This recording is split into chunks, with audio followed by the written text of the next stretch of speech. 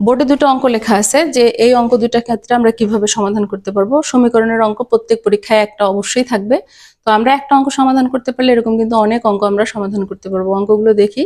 5x + y = 21 এবং 3x - y = 3 হলে x y এর মান নির্ণয় করতে হবে। তো এখানে চারটা মান দেওয়া আছে, কোনটা হবে বের করতে হবে।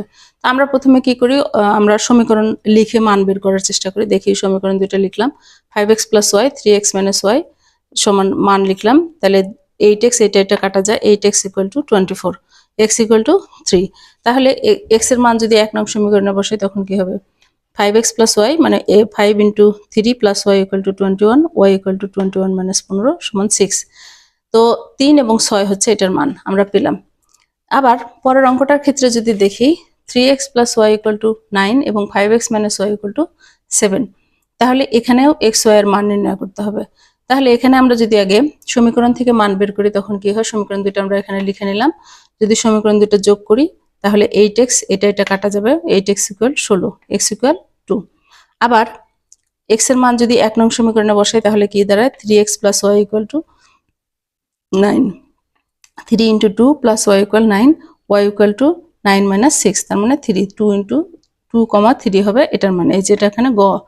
তো এখন যদি আমরা অপশন টেস্ট করে করি তাহলে এই সাইড যদি আমরা সমান করতে পারি, এই সাইড সমান হলেই কিন্তু অঙ্কটা আমরা রেজাল্ট পেয়ে যাব। তাহলে এটার প্রথমে টেস্ট করি, 5 × 2 = 10 যোগ 5 15 = 21 হয় না। এটার বেলা টেস্ট করি, 3 3 5 = 15 যোগ হচ্ছে 6 21 এটা হয়। এটার বেলা টেস্ট করি, 3 3 × 9 বিয়োগ 6, 9 থেকে 6 বাদ দিলে 3 মিলে যায়, তার মানে এটাই আনসার। এটার বেলা যদি আমরা টেস্ট করি তখন কি হয়, 3 দিয়ে করলে 3 3 × 9 বিয়োগ, যেহেতু প্লাস চিহ্ন 2, 9 থেকে 2 বাদ দিলে 7 হয় না, এটা বাদ। আবার এটার বেলায় টেস্ট করি, 3 4 = 12 বিয়োগ 3, 12 থেকে 3 বাদ দিলে 9, এটার বেলায় মিললো, কিন্তু এখানে মেলে কিনা, 4 5 = 20, মাইনাসে মাইনাসে প্লাস হয়ে যাবে, 20 যোগ 3 23 হয়, 7 হতে হবে, মিললো না। এটার বেলায় টেস্ট করি, গয়ের বেলায় 3 2 × 6 যোগ 3, 6 3 9 মিললো। আবার 5 2 × 10 বিয়োগ হচ্ছে 3, 7 মিললো, তার মানে গ হচ্ছে আনসার। তো আমরা অপশন টেস্ট এবং সমীকরণ দুইভাবেই কিন্তু করতে পারি, যেটা আমাদের সুবিধা মনে হয় সেটাই করব।